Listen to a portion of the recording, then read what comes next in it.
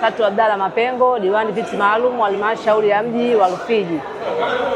Kabla ya mafunzo tulikuwa madiwani ambao tumeingia katika halmashauri ya mji hatujui chochote, lakini kwa mujibu ambao waliotupangia TAMISEMI kuona hili la kuonekana mafunzo haya kwa heshima madiwani ili kusudi tufanye kazi zetu kwa usahihi. Mafunzo haya sisi tumeyapokea kwa uzuri na naamini kwa jinsi tulivyochukua mafunzo haya kwa muda wa siku hizi 3 tutaenda kufanya kazi vizuri. Majina naitwa Hamisi Shabani Shomari, diwani wa kata ya Kongowe, manispaa ya Kibaha. Tunamshukuru Mheshimiwa Rais kupitia wizara yetu ya TAMISEMI na Mheshimiwa Waziri kwa kutuandalia mafunzo. Hapo awali tulikuwa tunatimiza majukumu yetu, lakini tulikuwa hatujui kanuni, sheria na taratibu. Lakini baada ya kupata mafunzo haya, sasa tumepata maarifa mapya. Tunaenda kufanya kazi kwenye kata zetu kwa mujibu wa sheria, kanuni na taratibu. Kwa majina naitwa Franki Emilian Msimbe, diwani kutoka kata ya Msangani, halmashauri ya manispaa ya Kibaha.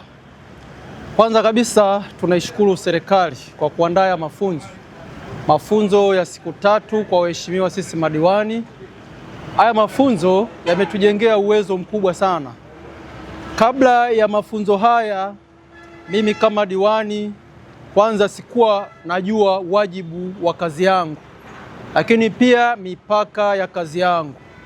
Baada ya mafunzo haya sasa najua wajibu wa kazi zangu mimi kama diwani, lakini pia kuhakikisha kukuza mapato ya manispaa yangu. Naitwa Ali Mwinyi Simba, diwani kutoka kata ya Misugusugu. Leo tulikuwa na semina kwa mahitimisho ya siku 3 kutokana na mafunzo ya uboreshaji wa namna ambavyo kazi za udiwani zinaweza kufanyika kwenye kata yetu kupitia semina ambayo imekuja kufanywa na walimu wabobezi kutoka chuo cha serikali za mitaa Umbolo ambacho kiko Dodoma.